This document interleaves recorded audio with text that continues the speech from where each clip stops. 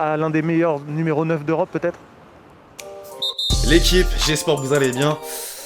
J'ai eu la même réaction que Titi en voyant les gros clubs tomber ou se faire tenir ce week-end. Aujourd'hui, nouveau ActuFoot, on va faire un point habituel sur les 5 grands championnats européens, un mot sur le mercato et un dossier qui prend de plus en plus d'ampleur depuis la semaine dernière. D'ailleurs, un de ses coéquipiers, Neymar, a lâché un indice sur son avenir. Avant de terminer sa carrière, un retour à Santos ou encore un passage en MLS lui déplairait pas du tout. Tiens, allons directement au but avant le rendez-vous du soir et la Ligue des Champions. Le drapeau français sera cette fois défendu par Lille en déplacement à Stamford Bridge face au tenant du titre. Chelsea, ça va être dur. Comment vous sentez cette première manche? Les Lillois sont-ils capables de faire la différence? Ou plus précisément prendre une option? Les amis, si vous croyez en un résultat dur comme fer, n'hésitez pas à vous rendre sur BetClick. Vous avez toujours l'offre de bienvenue doublée, non pas 100, mais 200 € offerts sur le premier pari avec le code LEXCITY. Attention, il y a des risques et il faut être majeur, je le répète souvent et je continuerai à le faire. Est-ce que certains savent ce qu'est un exploit inversé? Je viens de trouver le nom il y a 2 secondes. En voici une explication très simple. Ce dimanche, la défenseuse de la sélection féminine de la Nouvelle-Zélande, Mikaela Moore, s'est offert non pas 1, non pas 2, mais 3 buts contre son camp en une mi-temps contre les USA. Au début, t'entends triplé, waouh, mais dans ton propre camp, c'est pas trop la même chose. A noter que cette joueuse a été sortie à la 40e minute. Pas trop besoin de se demander pourquoi. C'était pas la meilleure des manières de mettre en avant le football féminin, c'est sûr. Top. L'équipe, comme d'habitude, je compte sur vous pour lâcher votre meilleur pouce levé, le soutien, le référencement. Et ce palier difficilement atteignable, mais possible. Merci vraiment à tous ceux qui le feront. Plusieurs équipes du haut de tableau ont pris l'eau en l'espace de 3 jours. On l'a d'abord vu en France. Commençons au pays avec le Paris Saint-Germain qui s'est fait surprendre par Nantes. Messi, Neymar et Mbappé n'ont rien pu faire. Les réactions étaient multiples et si Leonardo, le directeur sportif parisien, a tenu à féliciter un ancien de la maison Comboiré, l'arbitrage a encore été pointé du doigt. Il est pas le seul d'ailleurs, on l'a vu sur les réseaux. Le maire de Poissy par exemple, certains verront un peu de mauvaise foi, d'autres un peu de vérité. Au passage, rien à voir, mais cet homme était également présent à Évry pour faire comme le buteur au premier essai. Bravo, franchement, on ne demandera pas combien de fois il a essayé. Pour revenir sur le match précédent, vantons les mérites des Canaries. La magie jaune a opéré, comme l'écrivait l'équipe. Mention spéciale à Alban Lafont qui a réalisé 9 arrêts, dont le penalty de Neymar. Pour une des rares fois, le journal l'a noté 10 sur 10 pour sa performance XXL. À titre informatif, seuls 13 joueurs ont eu cette note dans l'histoire. On peut rester dans cette lignée des portiers avec celui de Clermont. Joko aura pleinement participé à la victoire des siens face à l'OM. Les Clermontois auront tiré que 3 fois au but, mais c'était suffisant pour en mettre 2. Bayo a été l'un des buteurs. Pendant que l'un se donne de l'air en vue du maintien, l'autre n'a désormais plus qu'un petit point d'avance sur Nice. Les Aiglons ont retrouvé le sourire en battant Angers sur le plus petit des scores. Si on jette un œil aux 11 types de la 25e journée, on a clairement un condensé des 3 derniers matchs cités. Concernant les autres affiches, on note que l'Olympique Lyonnais et Moulins Adoré ont fait nul. Klaus a encore prouvé qu'une place en équipe de France est pas insensée. Preuve en est cette stat, il est impliqué dans 12 buts cette saison en Ligue 1. Aucun défenseur du top 5 européen ne fait mieux.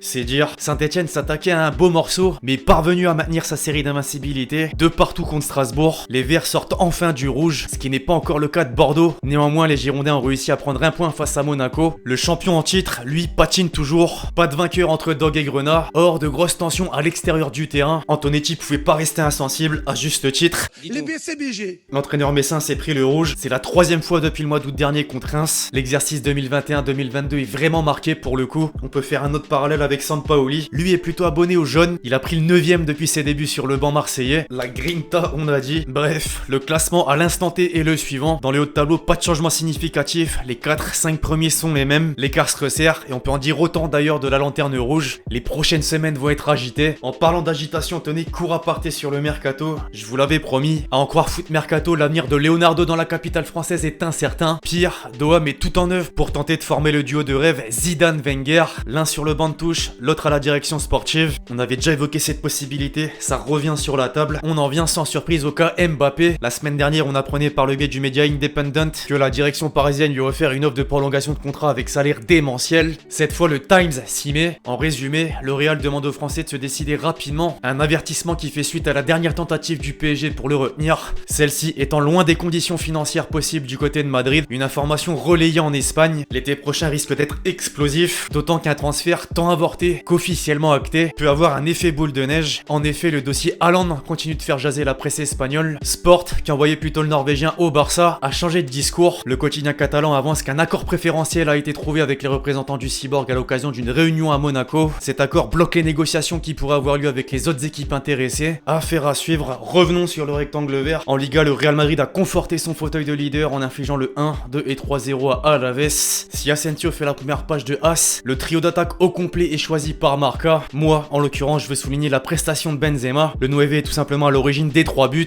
2 fois passeur décisif et 1 fois buteur. Époustouflant, un terme qu'on peut reprendre pour l'ennemi historique. Le Barça a étrié Valence et l'une des recrues hivernales, Aubameyang, a envoyé le ballon au fond des filets à 3 reprises. La Catalogne a logiquement apprécié. Au classement, on s'aperçoit que les Barcelonais continuent leur montée fulgurante. 9 matchs d'affilée sans défaite, ça aide beaucoup. Devant les deux Sévilles avancent à leur rythme. Le Betis a battu Mallorca, tandis que le nouveau club de Martial a buté sur la pousse de l'Espagnol. Le podium est pas définitif, loin de là. Ouais, drame bébé. Grand bébé, feliz anniversaire mon frère.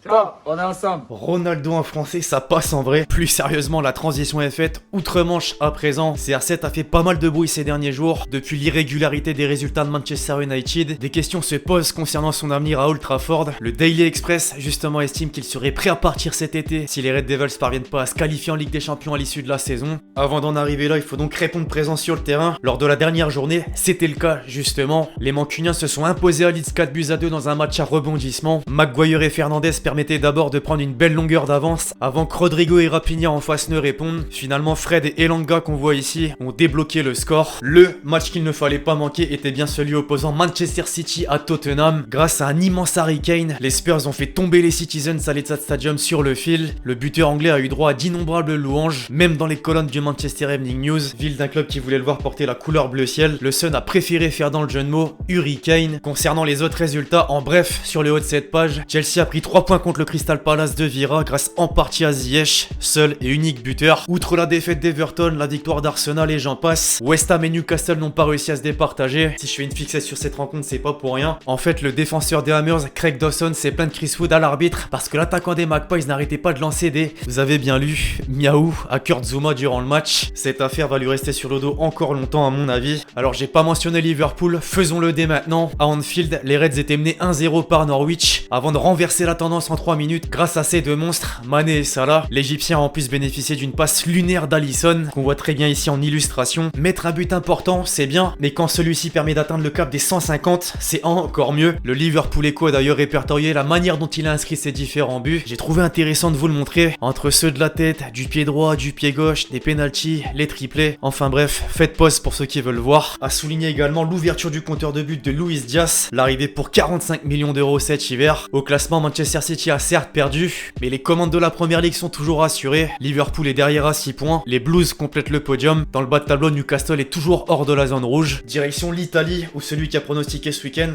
il a dû perdre de l'argent. Oui, parce qu'aucun des gros n'a enregistré un succès. D'abord la Juve qui s'est fait tenir en échec dans le derby face au Torino. Pour la première fois, Vlahovic en a pris pour son grade par le Corriere dello Sport. L'AC Milan ensuite se confrontait à la Salernitana de Ribéry. Il était titulaire d'ailleurs. Cette fois non pas un, mais 2 partout. Les Diables se sont vus freiner. Tutto Sport voyait donc par là une opportunité pour l'Inter de revenir sur son concurrent. Les Bleus et Noirs ont malheureusement subi le même sort. Même pire, le Sassuolo de Scamacca et de Maxime Lopez a gagné 2-0. Au classement, rien ne profite à personne. Même Naples, qui jouait seulement hier soir, a fait nul contre Cagliari. Chapeau à celui qui me trouve le futur champion. Enfin, pour boucler la boucle, en Allemagne, les favoris n'ont pas autant déçu. Tous ont gagné, que ce soit le Bayern, Dortmund ou encore Leipzig. D'ailleurs, l'équipe type du magazine Kicker me permet d'énumérer les meilleurs acteurs. Lewandowski, c'est plus une surprise. Reus, qui a participé à 5 des 6 buts contre Gladbach. Puis le Frenchie Nkunku, lui, a calé son doublé. Au classement des buteurs, il rentre dans le top 5. Modeste est devant lui. Robert très loin devant à 28 buts.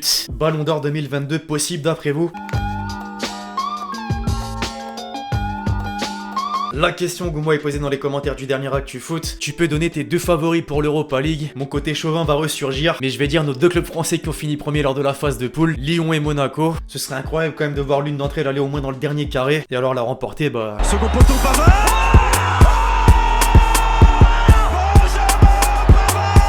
Avant de clôturer la vidéo les amis, comme toujours le petit plaisir habituel. David Garcia, je ne sais trop, et en tout cas ça a empêché le joueur de... Benzema. Oh là là là là, Asensio. Benzema. Oh oui. Et la sortie de Maignan qui vient heurter. Oh, quel but.